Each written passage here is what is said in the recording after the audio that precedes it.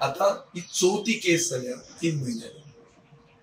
हाजे पयलीं मुखेलमंत्र्यान आमकां असेंब्लीन सांगला की आपल्याच्यान फक्त ड्रग पेडलरांक धरयता. Source of the drugs I cannot apprehend. म्हळ्यार मेन जो मनीस ड्रग्स हाडटा गोंयांत विकपाक, जो ड्रग ट्रेडान इन्वॉल्ड आहा, ताका आपल्याच्यान धरूंक जायना. हैदराबादचे पुलीस गोंयांत येवन गोंयांत जो धंदो करता अंमली पदार्थ ताका तांणी धरलो.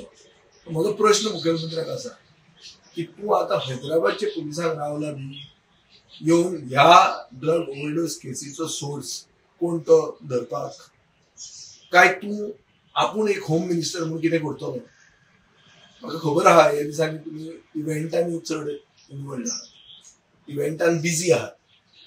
ह्या दिसांनी म्हयन्याक खंय इव्हेंट करपाक तुमकां लायल्या लोकसभेचें इलेक्शन यो म्हणसर, आनी इव्हेंट मॅनेजमेंट कंपनी आनी मंत्री पार्टनर आसतात. हें सगळ्यांक खबर आहा आनी तुमी तातूंतच बिजी आहात. पूण मातशें कितें तरी होम मिनिस्टर म्हूण कर मरे.